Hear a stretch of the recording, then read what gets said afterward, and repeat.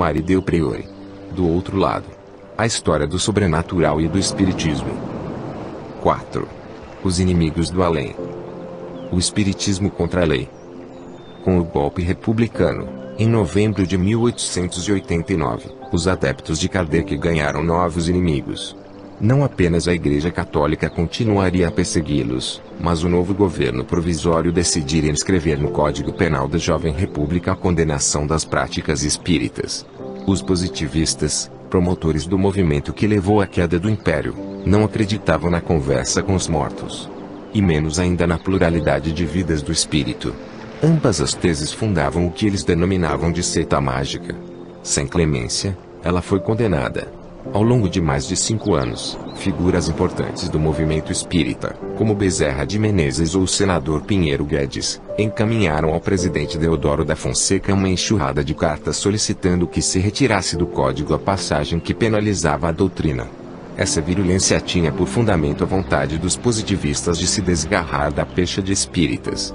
Ambas as doutrinas, positivismo e espiritismo, tinham pontos comuns. Foram fundadas por franceses, e o que Comte chamava de terceiro estado, no qual a busca de causas transcendentes era abandonada em benefício da observação dos fenômenos, tinha muito a ver com o que Bezerra de Menezes denominou terceira revelação, o espiritismo. Augusto Comte dizia também que a humanidade era composta por mais mortos do que vivos e que os últimos eram cada vez mais governados pelos mortos. Difícil não associar isso à doutrina de Kardec. Mas, quando falava em humanidade, Comte estaria se referindo aos ancestrais.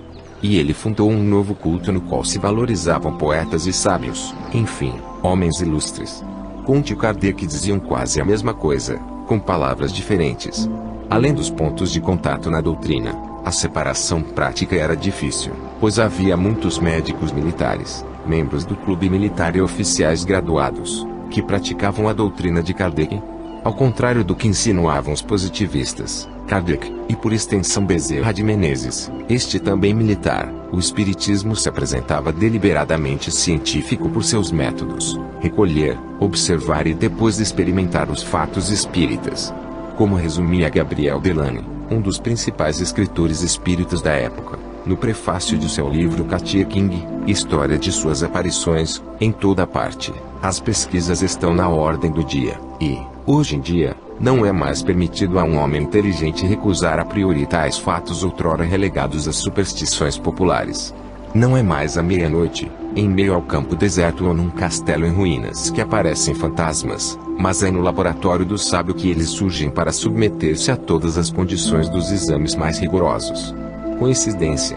Era exatamente o que os positivistas defendiam, na segunda metade do século XIX. A moda era a ditadura da ciência, e dela ninguém escapava. Tudo devia ser e era ciência. O espiritismo, como dizia Flammarion, devia ser científico ou não seria.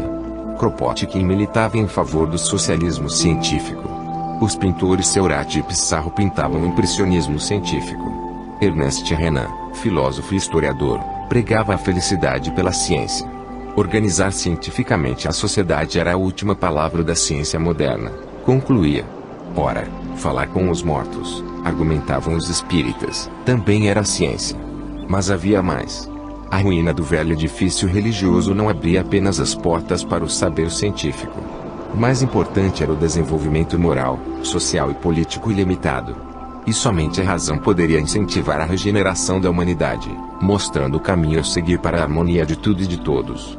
Era a fé positivista que, paradoxalmente, teria em Kardec sua ponta de lança. Se a sociedade da segunda metade do século XIX se queria racional, e embalada pelo sonho do progresso em todos os domínios, o sentido do maravilhoso e do sobrenatural continuava, porém, a latejar. No Brasil, mais ainda.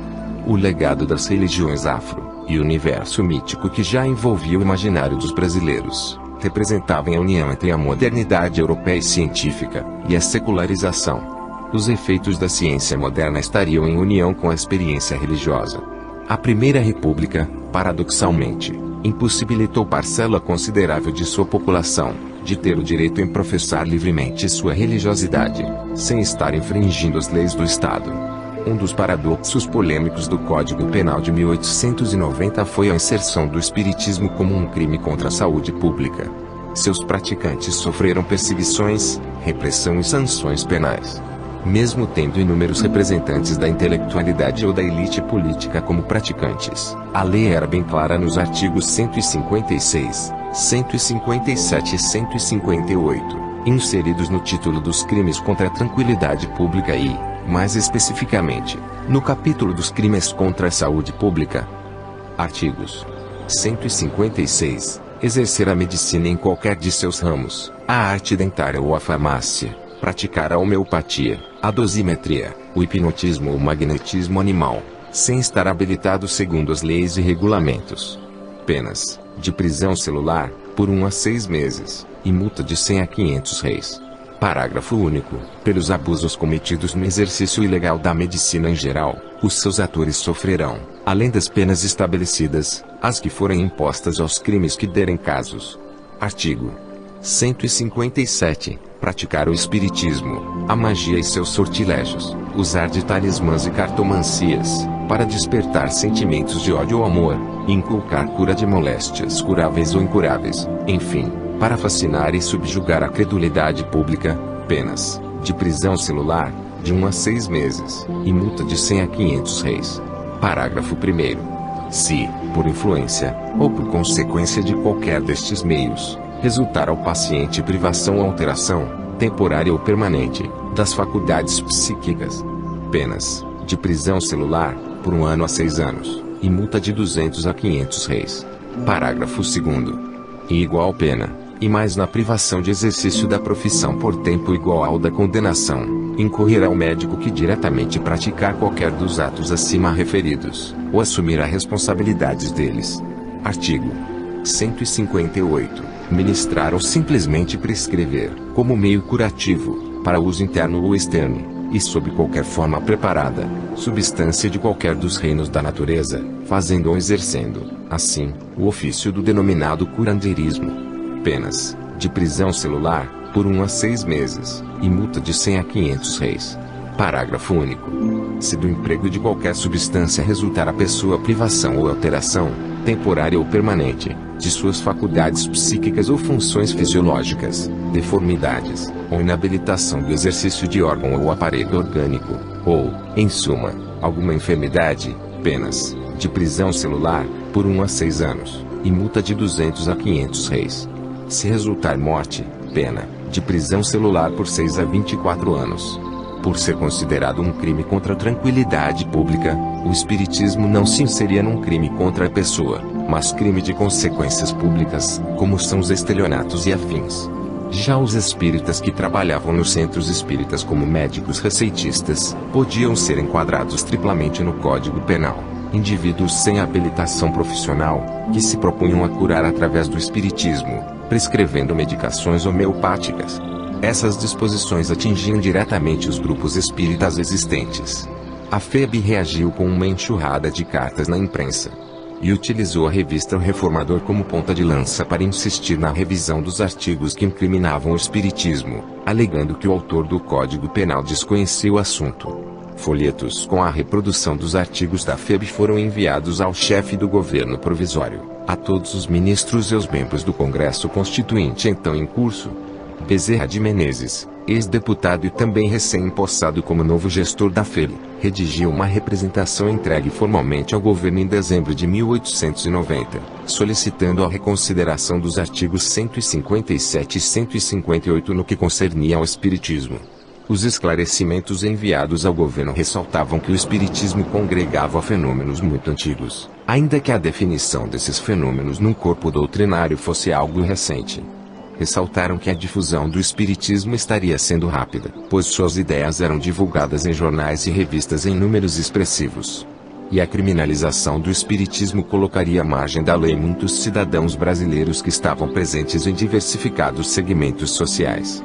Além de apelos de ordem interna, os espíritas chegaram a argumentar mostrando às autoridades governamentais a internacionalização do espiritismo. Divulgaram a realização de congressos espíritas internacionais, como o que havia ocorrido na França em 1889, demonstrando que o espiritismo era tacitamente reconhecido por todas as nações cultas do mundo. sinalizavam ainda aos membros do governo que as atitudes tomadas se chocavam com as ideias de civilização. Não era o espiritismo uma ciência. O espiritismo condenava a superstição, portanto não podia ser equiparado às práticas de magia ou curandeirismo. Condenar o espiritismo seria marcar limites ao progresso humano. Os protestos, no entanto, foram em vão. As autoridades policiais passaram a agir a partir de denúncias prestadas por pacientes ou conhecidos do acusado ou de averiguações de inspetores e agentes de segurança. Os policiais aplicavam a lei de acordo com um sistema implícito no próprio texto do Código Penal. As penalidades eram analisadas segundo dois critérios básicos: a existência de substâncias prescritas ou manejadas pelos acusados, e a invocação de poderes sobrenaturais.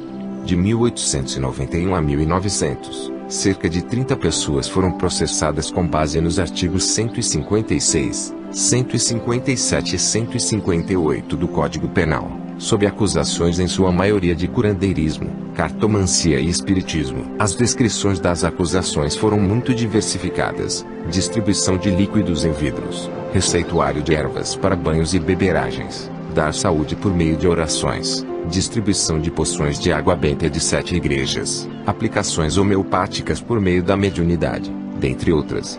Apesar de o espiritismo kardecista ter sofrido acusações de todos os tipos, a vulnerabilidade maior ficou para os frequentadores das casas de pretos, vistas então como locais de baixo espiritismo. Bem diz uma historiadora, esses aqui seriam os alvos principais do regime republicano, que primava pela ordem, progresso, modernização e higienização da capital federal e dos centros urbanos. Essas práticas demonstravam atraso e remetiam à indesejável lembrança de uma escravidão de outrora e às heranças culturais dos descendentes de escravos a serem refutadas. Tal legado não estava nos planos de uma república que defendia uma racionalidade científica e a implementação de projetos de cunho eugênico, pretendendo escamotear um passado recente da história do país. A Primeira República no Brasil foi muito contraditória e autoritária em várias situações. E, no tocante ao espiritismo, a situação não foi nada diferente. O governo provisório tornou lei uma das promessas da República, a garantia da plena liberdade de culto e a total separação entre o Estado e a Igreja. Porém, o próprio Código Penal possibilitou a perseguição, a prisão, as arbitrariedades e, sobretudo, disseminou medo entre os cidadãos espíritas em professar sua fé.